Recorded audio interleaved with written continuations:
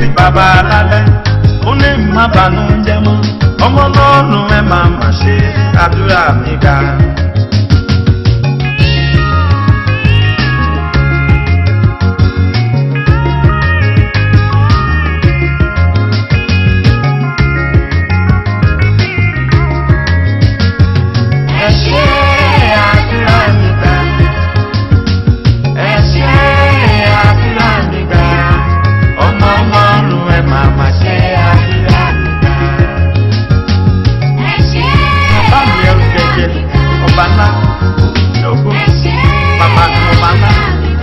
Aládé ògo ẹ ṣé Ọlọ́run àdúrà mi ga.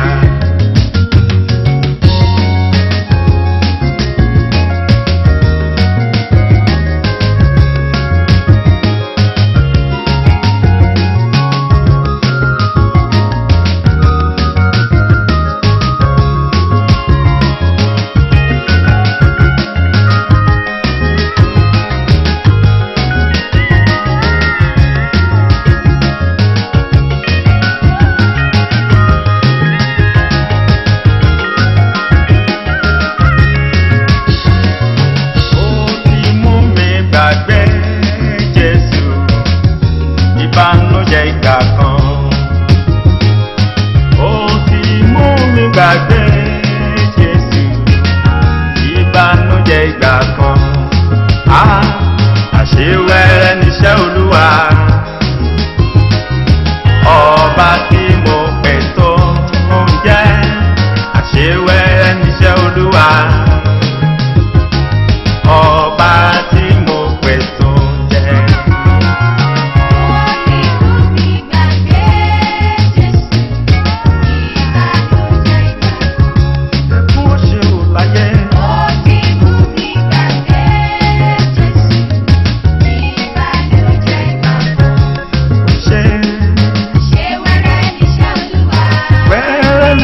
Bàbá mi. Ọba tí mo pè tó ń jẹ́.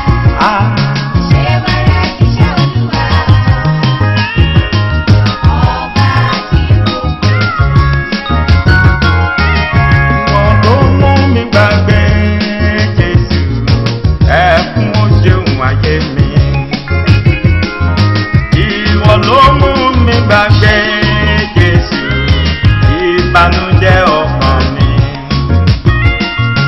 Ìwọ ló mú mi gbàgbé Kristi, gbèsè ayé mi. Ìwọ ló mú mi gbàgbé Jésù, àìní ohun ọkàn mi. Ìwọ ló mú mi gbàgbé rẹ, àní àgàn ayé mi. Àṣewẹ́rẹ́ níṣẹ́ Olúwa.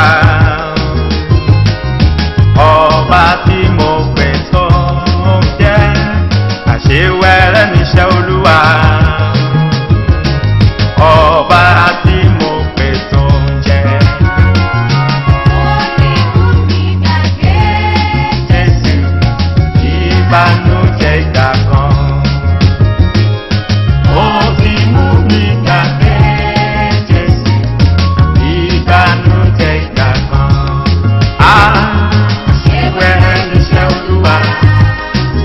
bàbá mi. Ọba tí mo pè tó ń jẹ́ àṣewẹ́rẹ́ níṣẹ́ Olúwa. Ọba tí mo pè tó ń jẹ́.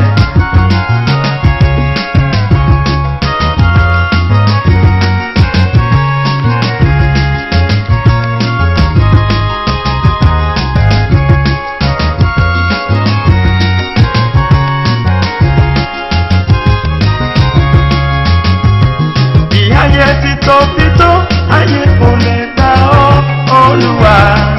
Ó ti tóbi tó. Bí ayé ti tóbi tó, ayé ò lè gbà ọ́ Olúwa. Ó ti tóbi tó. Ayé ti tóbi tó, ayé kò lè gbà ọ́ Olúwa. Ó ti tóbi tó. Ayé ti tóbi tó, ayé kò lè gbà ọ́ Olúwa. Ìwọ lọ sí ayé ṣe tí àpótí rẹ̀ ọlọ́run. Ọ̀run ni iṣẹ́ rẹ̀ ọlọ́run mi, ọ̀run ó tún gbà ọ́. Ayé ti tóbi tó, ayé kò lè gbà ọ́. Ó ti tóbi tó. Ayé ti tóbi tó, ayé kò lè gbà ọ́. Ó ti tóbi tó. Ayé ti tóbi tó, ayé kò lè gbà ọ́. Ọlọ́run mi, Ó ti tóbi tó. bá mi kìkì ọlá. Ayé ti tóbi tó, ayé kò lè gbà ọ́. Ó ti tóbi tó.